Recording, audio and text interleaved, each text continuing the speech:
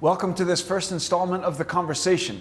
It's a way that Bruno and I will be trying to set a narrative, frame the big issues in each module, and then move it quickly back to you in terms of building that story into something more powerful and meaningful to the issues that you're facing in India today. In this first installment, what we want to explore is what's the rationale for corporate renewables procurement? What are the benefits? What are the costs? And what do we see globally as the major trends?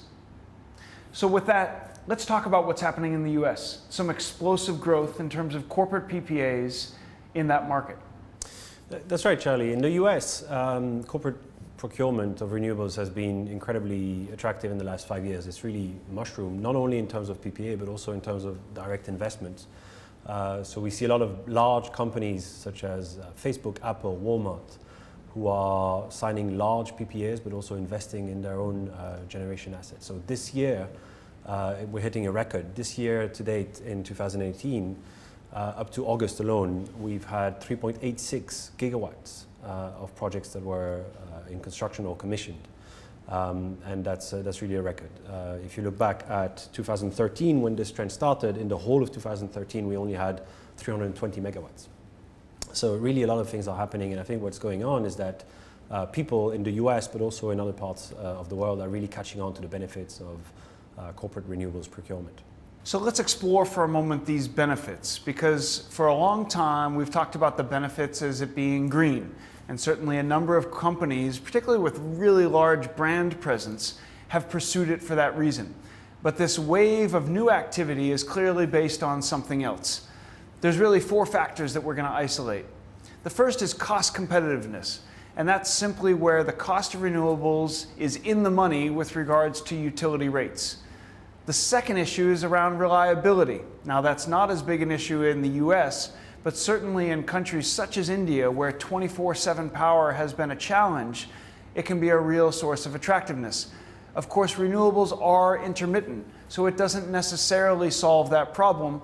There's going to have to be some form of backup power that gives us firm delivery throughout the day and throughout the year. The third issue is price certainty. When we have a renewable energy project, clearly we have a unique dynamic. The marginal cost of that power plant is close to zero.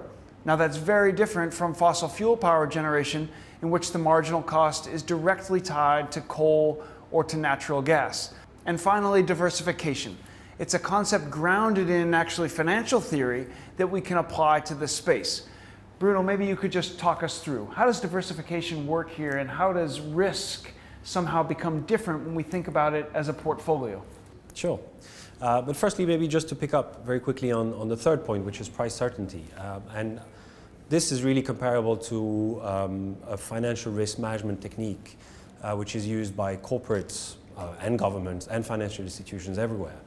Which is around trying to fix the price of a known future expense. So for example, airlines might try and fix the price of their oil purchases by entering into oil futures or other sorts of derivatives. Or corporates might try to manage their interest rate risk or foreign exchange risk by entering into various types of swaps transactions.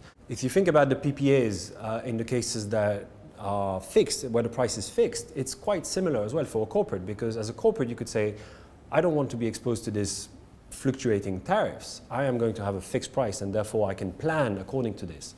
And a big headache of the varying costs in the future is taken out. Very similar to a basic concept of financial risk management. So it is essentially a basic tool of financial risk management that applies to electricity, which was in the past, for corporates, sometimes more difficult to achieve. The point about diversification is related but slightly different.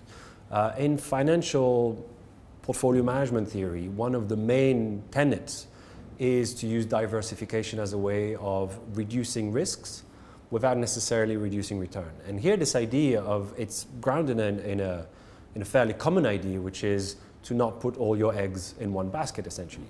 So if you have just one asset in your portfolio, you're exposed to it going up and down.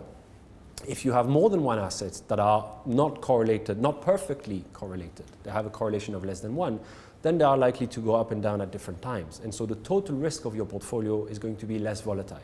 That's the basic idea of diversification.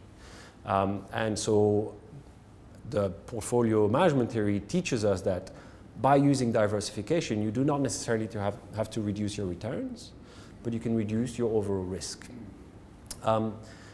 Now, bring this back to corporate renewable procurement, you can achieve essentially a very similar result by varying your sources of energy. If you only have one contract, you're subject to the full volatility of the prices of that contract.